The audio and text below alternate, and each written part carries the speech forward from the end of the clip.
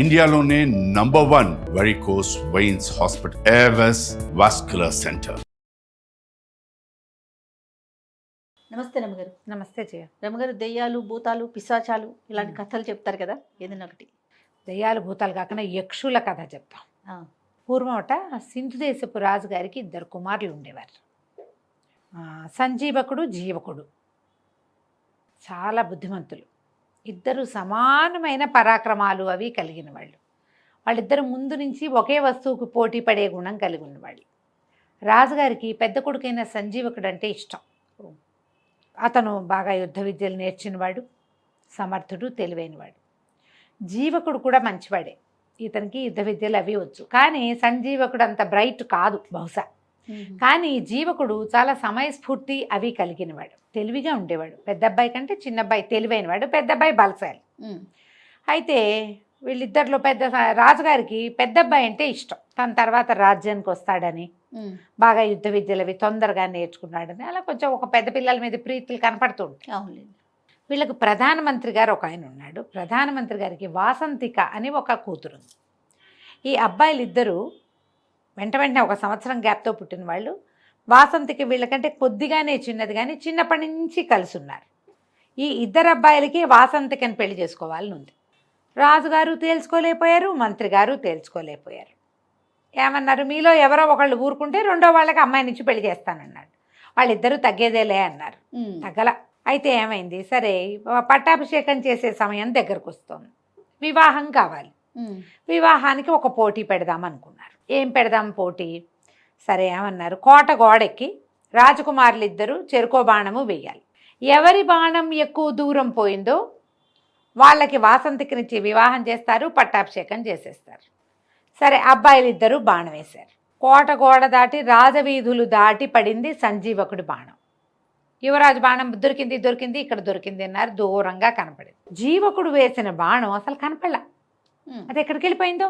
మరి వెళ్ళిపోయింది కాబట్టి అది దూరం వెళ్ళింది అనుకోవడానికి వీల్లేదు. అది ఎక్కడో పడిపోయింది, కనపడలా. కాబట్టి పోటీ విరమించేసినట్టు, సంజీవకుడే గెలిచినట్టు ప్రకటించేశారు. వాసంతికనిచ్చి వివాహం, పట్టాభిషేకం. ఈ పెళ్ళి పట్టాభిషేకం సందట్లో జీవకుడిని ఎవ్వరూ పట్టించుకోవాలి. ఈ జీవకుడికి ఆశ్చర్యం వేసింది. అన్నయ్య డెఫినెట్గా నాకంటే బాగా వేస్తాడు, నాకు తెలుసు.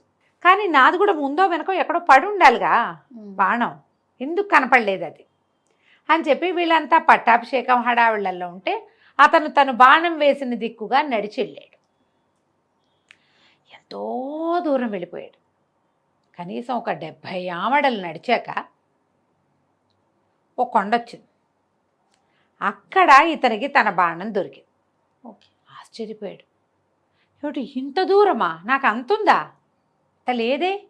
కానీ ఇతను ఒకటి ఏం గమనించాడు, ఇప్పుడు ఇతను మనం ఇటు నుంచి బాణం వేసామనుకో, మూలిక ఎటు వెళ్తుంది, మూలిక ఎక్కడ ఉండాలి, అటు ఉండాలి అంతే కదా. ఆ మూలుకు ఇడు తిరుగుంది. ఎవరైనా చేత్తో పుచ్చుకొచ్చి పడేశారా ఇక్కడ? ఎట్లా వచ్చింది ఇది ఇక్కడికి? వస్తే వచ్చింది, ఇటుందేంటి మూలుకు? పోనీ నేనే వేశానంటే అటు ఉండాలిగా. అలాగని ఆలోచిస్తూ ఇతను ఆ బాణాన్ని చేత్తో పుచ్చుకుని ఆ కొండకి దగ్గరగా వెళ్ళేసరికల్లా అతనికి ఆ కొండలో ఒక తలుపు కనపడింది. కొండకి తలుపు ఉంటుందా ఎక్కడైనా? ఆశ్చర్యపోయాడు. ఏంటిది ఇట్లా తలుపు? ఆ కొండ అప్పుడు ఇంకా దగ్గరికి వెళ్ళేసరికి కొండ ఇట్లా విచ్చుకుంటున్నట్టు తెలిసింది. ఆ మధ్యలో ఉంది ఆ తలుపు. అతను ఆ తలుపుని తోసాడు. తోస్తే లోపల ఒక మహానగరం ఉంది. ఎంత పెద్దదో, ఎన్ని తోటలు ఉన్నాయో, ఇల్లు, వాకిళ్ళు, మేడలు, దగదగాయమానంగా మెరిసిపోతున్న గోపురాలు, శిఖరాలు ఎంత బాగున్నాయో. అందరూ మనుషులు భలే ఉన్నారు. వాళ్ళు ఎవరు మనుషుల్లాగా లేరు, యక్షుల్లాగా ఉన్నారు. చాలా ఆశ్చర్యపోయాడు ఇతను. ఆ బాణం పుచ్చుకుని వెళ్తుంటే అతనికి ఒక సౌందర్యవతి అయిన యక్ష రాజకుమార్తె కనపడింది. అడిగాడు, మీరెవరు? మా రాజ్యానికి ఇంత దగ్గరలో ఇంత కొండ ఉందేమిటి, ఈ కొండలో ఇంత నగరం ఉండటం ఏమిటి, మాకు ఎప్పుడూ తెలీదే ఇక్కడ యక్షులు ఉన్నారని అనేసరికి ఆవిడ నవ్వింది. ఆవిడ పేరు సరసీరుహలోచన. ఆమె పేరా? ఆవిడ సరసీరుహ. అమ్మాయి ఏమందంటే, మేము ఎప్పుడు ఇక్కడే ఉన్నాం, నిన్ను చిన్నప్పటి నుంచి చూస్తున్నా నేను, చాలా చిన్నతనం నుంచి. నీ సమయస్ఫూర్తి, నీ తెలివితేటలు, నీ విధానం నాకు మొదటి నుంచి నచ్చినాయి. నీకు వాసంతిక తగిన భార్య కాదు, సంజీవకుడే ఆ అమ్మాయిని పెళ్లి చేసుకుంటాడని నేనే నీ బాణాన్ని తెచ్చేశా. ఓహో.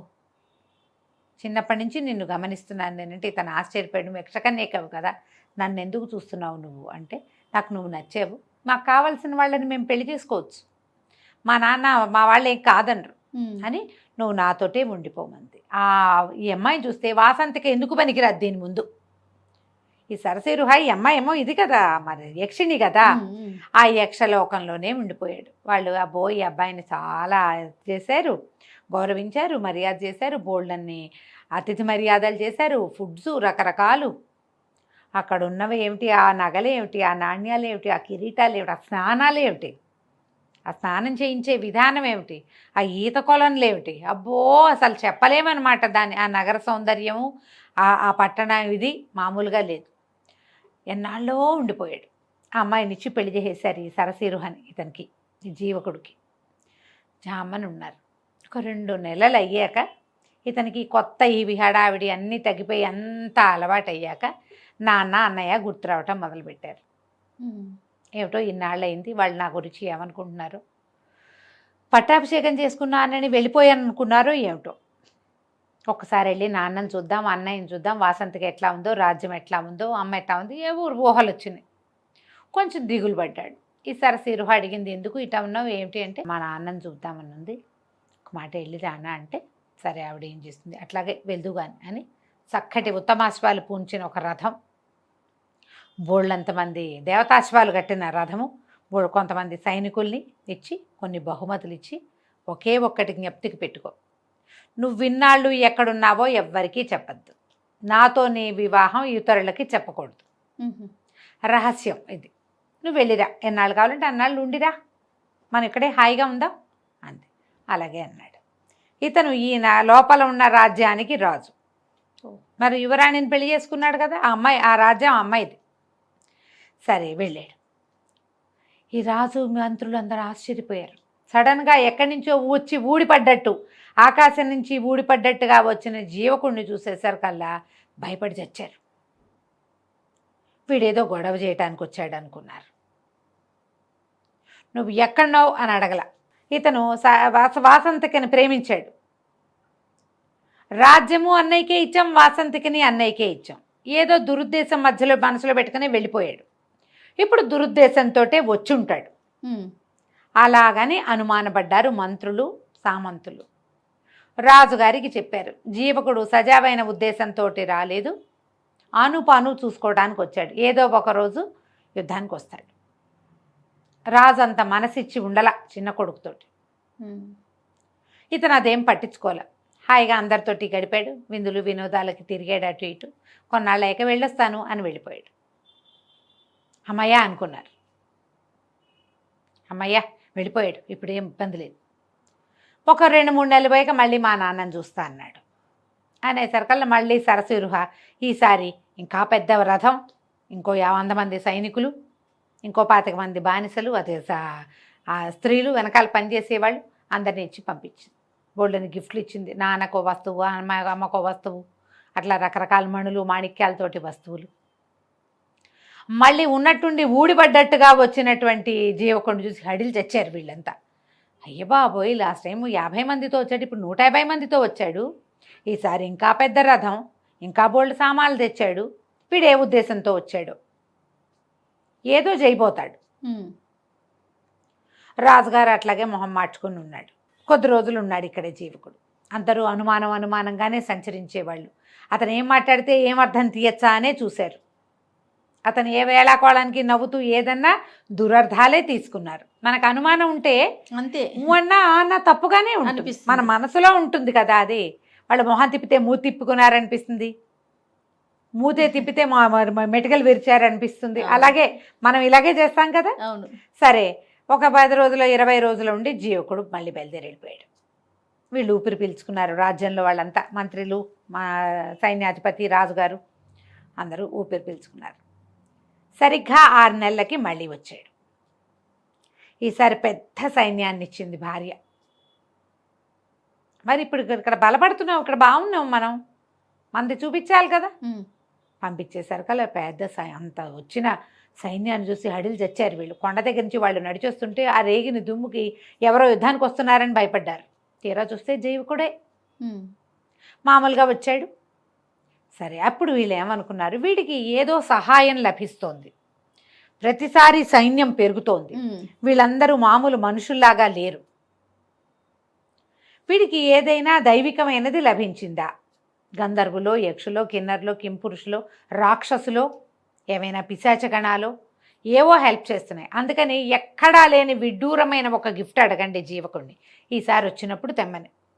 తెచ్చాడా, యక్షులతో ఎవరితో సహాయం లభించినట్టే వీడికి అనేసరికల్లా సరే ఏం చేశాడు తండ్రి, బాగా ఆలోచించి మంత్రిని అడిగాడు సలహా. ఏం అడగమంటావంటే, ఎక్కడికైనా వెళ్ళినప్పుడు, వేటకి వెళ్ళినప్పుడు సైన్యం అంతా తలదాచుకునేందుకు ఒక డేరా, ఒక గొడుగు కావాలి, ఆ గొడుగు అరిచేతిలోనే పట్టాలి, అలాంటి గిఫ్ట్ ఏదైనా పట్టుకురమ్మని. జీవకుడికి అర్థం కాదు, తండ్రి అడిగాడు కదా, తీసుకుపోయి భార్యకి చెప్పాడు. మా నాన్న ఆయనకి పెద్ద డేరాలాగా ఉండే గొడుగు కావాలట, అది అరిచేతిలోనే పట్టాలట, విప్పితే పెద్దది కావాలట, వేటకి వెళ్ళినప్పుడు, యుద్ధానికి వెళ్ళినప్పుడు, గట్టు మీద నుంచినప్పుడు ఇట్లా గొడుగులాగా ఉండాలి, కానీ అది మళ్ళీ పెద్దదిగా ఉండకూడదంటే అలాగే ఎంతలోకి అలాగే ఇద్దాం ఈసారి అంది. మళ్ళా 3 నెలలకు వెళ్ళాడు. ఈసారి అరిచేతిలో పట్టే ఒక గొడుగు తెచ్చిచ్చాడు నాన్నకి. ఆ గొడుగు విప్పితే విప్పితే విప్పితే విప్పితే ఒక క్రోసెడ్ మేర అయింది అది. మళ్ళీ అదంతా మడితే అరిచేతిలోకి వచ్చేసింది. ఓహో, కాంతపోయారు జనం. అయ్యో బాబోయ్, ఇంకేమైనా ఉందా, వీడికి యక్షులదే సహాయం లభించింది, ఏదడితే అది చేసేస్తున్నాడు, వీడు అడిగితే చేసేస్తున్నాడు, రేపొద్దున ఉట్టుడియంగా వచ్చి పడిపోతాడు, రాజ్యం లాగేసుకుంటాడు, వాళ్ళు ఎందుకు ఊరుకుంటారు యక్షులు. వీడి తండ్రి అడిగినట్టు తెచ్చిచ్చేసాడు. అప్పుడు ఏమన్నారు, ఒక బలశాలైన వాడొకడు పక్కన రక్షణగా ఉండటానికి, యుద్ధంలో సహాయం చేయటానికి, ఎంతమందినైనా ఎడం చేత్తో కూల్చేయగలిగిన ఒక బలశాలని తీసుకురమ్మని అడగమన్నారు. అడగమనేసరికల్లా జీవకుడు సరేనన్నాడు. ఏముంది, 6 నెలలకి 3 నెలలకి నాన్నని చూడ్డానికి వస్తున్నా, ఆయన ఏదైనా అడిగితే యక్షిని మన భార్య ఇస్తుంది అనుకున్నాడు.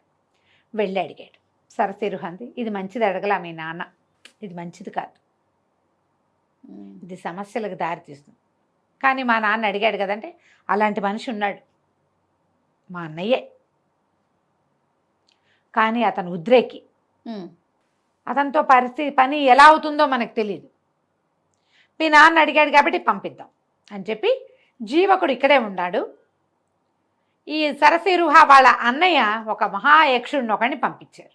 అతను నడిచొస్తుంటే ఈ లోపల ఏమైంది, ఈ మనిషిని పంపడానికి ముందు ఒక వెనకాల ఒక గూఢచారిని పంపించారు. వీళ్ళు ఎక్కడికి వెళ్ళారో వెళ్తున్నారో చూడమని. సైన్యం అంతా వచ్చింది కదా ఇతనితోటి, ఈ గుంపంతా ఎక్కడికి పోతున్నారో చూడమంటే కొండ దాకా వెళ్ళి మాయమైపోయారని చెప్పాడు వాడు. కొండలో తలుపు ఉంది, జీవకుడు చూశాడు. కాకపోతే సరసిరుహకి ఒక పద్ధతి ఉంది, ఆ అమ్మాయి ఎవరికి అది చూపించదలుచుకుంటే వాళ్ళకే ఆ తలుపు కనపడుతుంది. జీవకుడికి చూపించదలుచుకుంది కాబట్టి చూపించింది, సైనికుడికి చూపించదలుచుకోవాలి, వాడు ఎవడో ఆవిడకి తెలియదు, జీవకుడు వస్తున్నాడని తలుపు చూపించింది. ఇక్కడ ఆవిడ ఆసక్తి లేక, ఆవిడకి తెలియక ఈ తలుపు వాడికి కనపడలా. వాళ్ళు ఆ తలుపులోకి వెళ్ళటాన్ని వాడు మాయమైపోవటంగా భావించాడు. అంటే గ్యారంటీగా యక్షులదే సహాయం. ఎప్పుడో ఒకరోజు రాజ్యాన్ని కబళించేస్తాడు జీవకుడు. యక్షులు వచ్చి మన రాజ్యంలో పేటేసుకుంటారని నమ్మారు వాళ్ళు. అందుకని ఈ మహాకాయుడిని అడిగారు. ఈ మహాకాయుడిని వీళ్ళు పంపించారు. అతను భూమి అదిరేలాగా అడుగులు వేస్తూ దాదాపుగా ఒక 14 అడుగుల ఎత్తు, ఆ ఎత్తుకు తగిన లావు, ఓ 15 మంది 20 మంది బలాఢ్యులైన వాళ్ళు మాత్రమే ఎత్తగలిగిన ఒక పెద్ద గదని భుజం మీద వేసుకుని వెళ్ళాడు. భూమి ఎదిరిపోయేలాగా అడుగులు వేసుకుంటూ రాజుగారు ఎదురుకుండా నుంచినసరికి ఈ వెళ్తూ ఉంటేనే జనాలు హడిలిపోయి, కొంతమంది కళ్ళు తిరిగి పడిపోయి, కొంతమంది వాంతులు చేసేసుకుని గందరగోళ పడిపోతున్నారు రాజ్యంలో అంతా. అతను నడుస్తుంటే భూమి అదిరిపోతుంది. 12 అడుగులు వాడు నడిస్తే అటాగే ఉంటుంది కదా. మరి వెళ్ళి పెద్ద ఉరుము లాంటి గొంతుతో ఆజ్ఞాపించండి, ఏం చేయమంటారు అనగానే రాజు వణికిపోయాడు. నోట్లోంచి మాట రాల. ఇతనికి ఏం చెప్పారు, వాళ్ళు అడిగింది చేయమని చెప్పారు, ఏమి అడగటల్లా వాళ్ళు వణికిపోతున్నారు. ఒళ్ళు మండిపోయింది మహాకాయుడికి. ఒళ్ళు మండటం ఏమిటి, అక్కడి నుంచి చేతిలో ఉన్న గద రెండో చేత్తో మార్చుకొని రాజుగారిని నెత్తి మీద ఏమి ఆజ్ఞాపించడం ఏమిటి అని ఒక మొట్టికాయ ముట్టాడు. కుప్పకూలిపోయాడు రాజు, నేల కతుక్కుపోయాడు. అంతే. ఇహ ఒకటే దెబ్బ. అది ఆయన పెద్ద సభ తీర్చున్నాడుగా, సభలో వాళ్ళంతా హాహాకారాలు చేయగానే ఏమిటి మీ గోల అని గదబెట్టి ఇట అన్నాడు. అనగానే మొత్తం అంతా పక్కకి కూలిపోయి మొత్తం జనం అంతా పోయారు. ఎవరు లేరు జనం సభలో. యువతల వెనకాల నుంచి చూస్తున్న వాళ్ళు ఉన్నారు. వాళ్ళంతా కేకలు పెట్టారు, శరణు శరణు శరణు అని అరిచారు. అరిస్తే ఇతను ఏమన్నాడు, ఈ రాజుకు సహాయం చేయమని మా మావమరిదైన జీవకుడు నన్ను ఇక్కడికి పంపించాడు. రాజుకి అడగటమే రాదు, అతను నశించాడు. అతని వెనకాలన్న జనమంతా పోయారు. ఇప్పుడు రాజు లేడు. అరాచకమైన ఈ రాజ్యానికి మా బావమరిదే రాజు. ఆయన వచ్చి రాజ్యాన్ని స్వాధీనం చేసుకుంటాడు. అప్పటి వరకు ఇది జీవకుడి రాజ్యంగానే చలామణి అవ్వాలి అని చెప్పి వెనక్కి తిరిగి వెళ్ళిపోయాడు. జరిగిందంతా విని జీవకుడిని ఎత్తి బాదుకుండా అయ్యో మా నాన్న అని. ఏమై చెప్పింది సరసీరుహ, మీ నాన్న అందుకు పోలేదు, వాళ్ళకి ముందు నుంచి అనుమానమే నువ్వేం చేస్తావు అని. వాళ్ళ అనుమాన పిశాచే వాళ్ళని చంపేసింది. గొడిగడిగా ఉంచుకోవచ్చుగా. నువ్వు 10,000 మంది సైన్యాన్ని తీసుకెళ్ళావు, నీ 10,000 మందిని నా దగ్గర ఉంచమని అడగచ్చుగా మీ నాన్న. నువ్వు ఆ 10,000 మందితో ఏం చేస్తావో అనుకున్నాడు. ఇప్పుడు ఒక బలాఢ్యుడైన మనిషిని అడిగి వాళ్ళ చావు వాళ్లే కొని తెచ్చుకున్నారు. ఇక చేసేదేం లేదు, పద మన రాజ్యానికి వెళ్ళి మనం ఏలుకుందాం అని చెప్పి అయిపోయింది. ఇప్పుడు రాజ్యానికి ఆ రాజుగారికి రెండో పక్కన పెద్ద కొడుకు కోడలు అందరూ కూర్చున్నారు. మొత్తం అంతా పోయారు గుంపంతా, ప్రధానమంత్రితో సహా. వెనక నుంచి ఊళ్ళో నుంచి నడిచొచ్చి ఇతన్ని చూసిన వాళ్ళు మాత్రమే బతికున్నారు, అంటే ప్రజలు ఉన్నారు. సంజీవకుడు సరసీరుహ ఇద్దరు వెళ్ళి ఆ రాజ్యాన్ని వశం చేసుకుని సింధు రాజ్యాన్ని వాళ్ళే హాయిగా పరిపాలించారు. తర్వాత కాలంలో యక్షులు ఆ రాజ్యంలో తిరుగుతూ ఉండేవాళ్ళు. ఎవరినైనా సరే వాళ్ళ అనుమానం భయపెట్టినట్టుగా నిజం భయపెట్టదు. అవును, నిజం సామాన్యంగా ఉంటుంది, అది నిప్పులాంటిదే. దాన్ని హ్యాండిల్ విత్ కేర్ సరిపోతుంది. అనుమానమో బడబాగ్ని, దాన్ని హ్యాండిల్ చేయలేం. ఎందుకంటే నీకు ఏం చేసినా అనుమానంగానే ఉంటుంది, రగులుతూనే ఉంటుంది, ఎప్పుడూ రగులుతూనే ఉంటుంది. నువ్వు అదే నీ దగ్గర చిన్న అగ్ని ఉంది నిజం, దాన్ని ఒక చిన్న ముంతలో పెట్టి కూడా నువ్వు కాపాడచ్చు. కరెక్ట్ అండి కదా, దాన్ని మనం ఏం చేయలేం, అదేం చేయదు మనని, అది మనని కాల్చదు, చక్కగా ఉంటుంది. మనం సంరక్షించాలంతే. అనుమానం ఏంటంటే అటటట పెరిగిపోతూ ఉంటుంది. ఆ పెరిగిపోయేది చివరికి మనం చంపేస్తుంది కదా, కంచికి మనం ఇంటికి. చాలా బాగుంది రమ్మగారు. నమస్తే. నమస్తే.